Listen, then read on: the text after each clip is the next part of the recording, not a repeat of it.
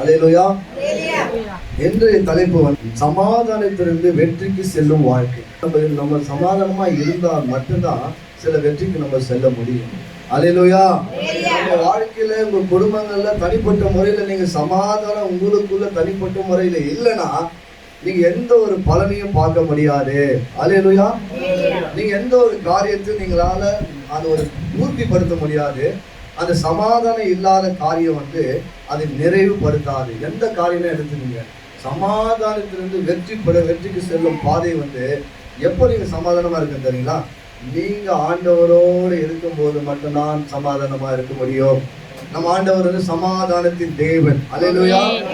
அவரு மட்டும் சமாதானத்தின் தேவனா இருந்தா போதாது, நீங்களும் அது சமாதானமா இருக்கணும் ஆண்டவருக்கு. அல்லேலூயா. நம்ம அநேக நேரத்துல சமாதானம் இல்லாததான் நிறைய காரியங்கள் நம்ம வெற்றிக்கு செல்லும் பாதைகள் தடைப்பட்டிருக்கிறது. அவன் வெற்றிக்கு செல்லும் பாதைகள் அநேக நேரங்கள் தடைப்பட்டு நின்று இருக்கிறது. காரணம் என்ன சொல்லுங்க? நம்மளுக்குள்ள ஒரு நிலையான ஒரு இதுல சமாதானம் இல்லாத ஒரு வாழ்க்கை முறைகள் இருக்கு. நீங்க ஒருத்தர் யோசிச்சு பாருங்க, ஒரு வாழ்க்கையில எப்படியா கொடுக்கும் உங்களோட வாழ்க்கை தனிப்பட்ட முறையில வாலிபர்களா இருக்கட்டும், பெரியவங்களா இருக்கட்டும், சின்னவங்களா இருக்கட்டும், உங்களோட வாழ்க்கையை நீங்க யோசிச்சு பாருங்க, எந்த விஷயம் நீங்க சமாதானத்தோட இருக்கிறீங்க. நீங்க ஆண்டவர்கிட்ட சமாதானமா இருந்தா மட்டும்தான் உங்களுடைய காரியங்களிலும் நீங்க செய்கிற காரியங்களிலும் வேலை செய்கிற எந்த ஒரு காரியமா இருக்கும் வெற்றி பார்த்து செல்ல முடியும். அல்லேலூயா. இங்க நம்ம ஒரு வசனங்களை பார்க்கலாம். 2 நாளாகமும் 14வது அதிகாரத்துல முழுமையா நம்ம படித்து அதை பார்க்க போறோம்.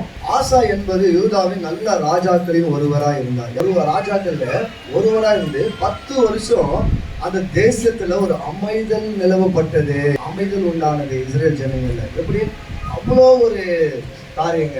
அவர் ஆட்சி தங்கள் சமாதானத்தோடு தொடங்கினார். தேவனின் நம்பிக்கை வைத்து நடந்ததுனால தான் அவர் ஆட்சியை நன்மையாய் தொடர்ந்தார். 2 நாளாகமும் 14ஆம் வசனம் 1-2 படிங்க. அபியா தன் பிதாக்களோட நித்திரை அடைந்த பின் அவனை தாவீதின் நகரத்தில் அடக்கம் பண்ணினார்கள். அவன் ஸ்தானத்திலே அவன் குமாரனாகிய ஆசா ராஜாவானான்.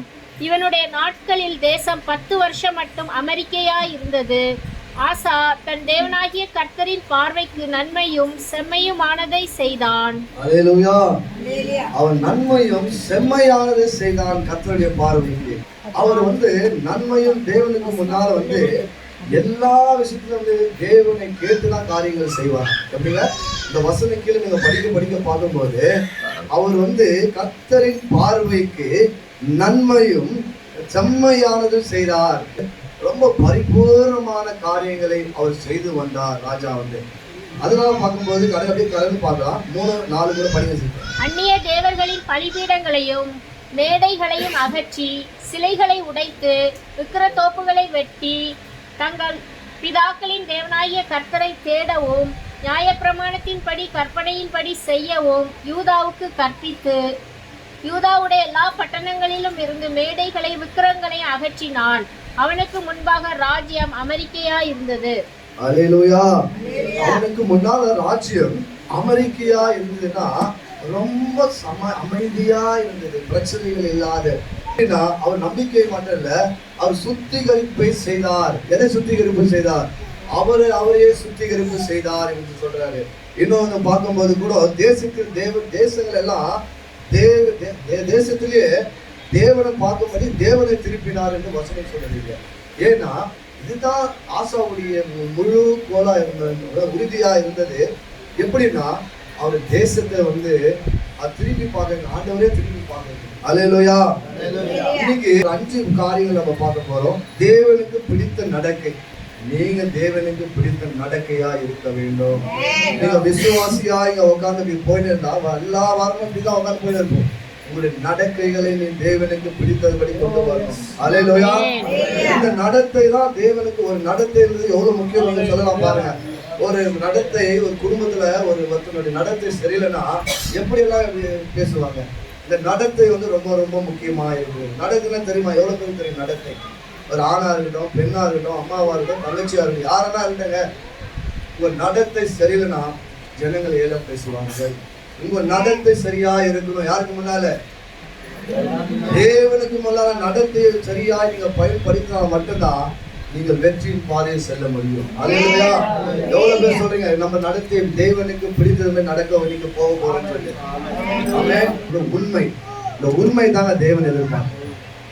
நீங்க உண்மை இல்லைன்னா கூட எவ்வளவு வருஷம் நீங்க விசுவாசியா இருந்தா கூட தேவனுக்கு வெற்றி கூட நம்ம பார்க்க முடியும். அல்லேலூயா.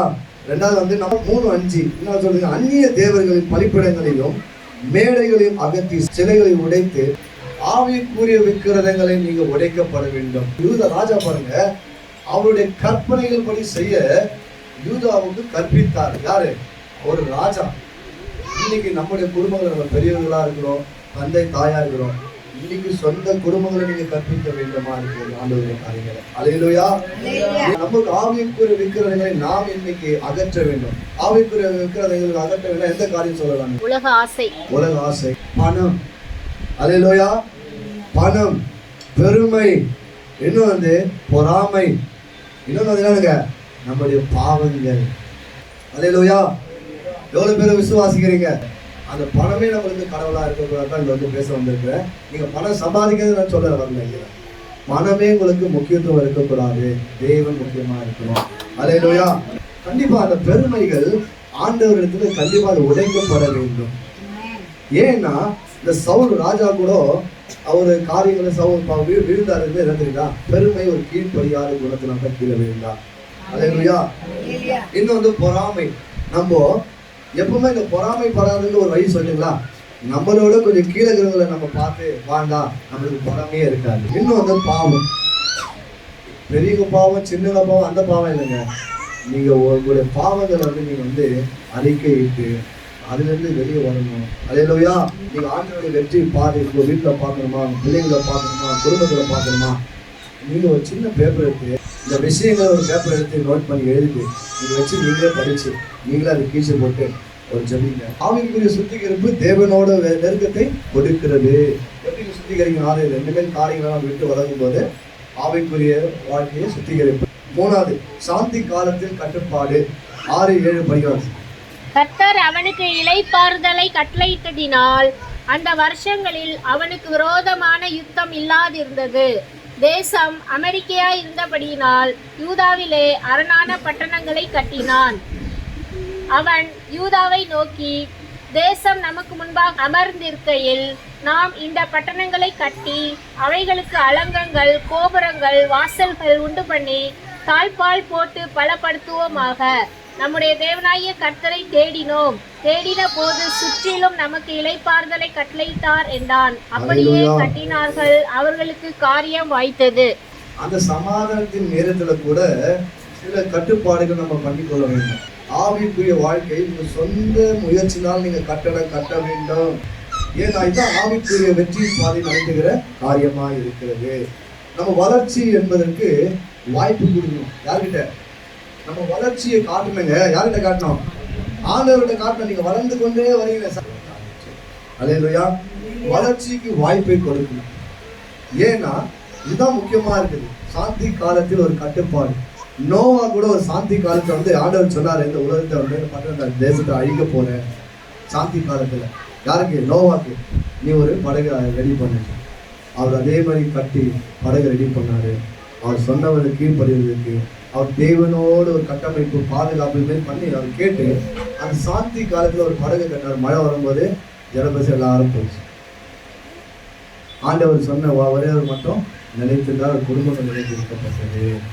இன்னைக்கு நம்முடைய வாழ்க்கை நிலைத்திருக்கணும், நம்ம குடும்பங்கள் நிலைத்திருக்கணும் அப்படின்னு நீங்க யோசித்தீங்கன்னா நீங்க தேவனோட ஒரு கட்டமைப்பு. 4வது பாயிண்ட், தேவனின் மேல் நம்பிக்கை வைத்து உத்தரவாதம் கொடுக்கணும். தேவன் மேல் நம்பிக்கை வைத்து உத்தரவு. படிக்கலாங்களா? 11-12 படிச்சு.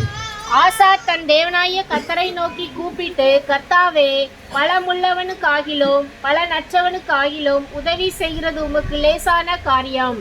எங்கள் தேவனாகிய கர்த்தாவே, எங்களுக்கு துணை நில்லும். உம்மை சார்ந்து உம்முடைய நாமத்தில் ஏராளமான இந்த கூட்டத்துக்கு எதிராய் வந்தோம். கர்த்தாவே, நீர் எங்கள் தேவன், மனுஷன் உம்மை மேற்கொள்ள விடாதேயும் என்றான். ஹல்லேலூயா. ஆசா வந்து ஒரு போருக்கு போறாங்க. அவருக்கு நல்ல பலங்குது, பராக்கிரமசாலிங்க எல்லாரும் பலம் உள்ளவங்க. யாரு கிட்ட? ஆசா கிட்ட.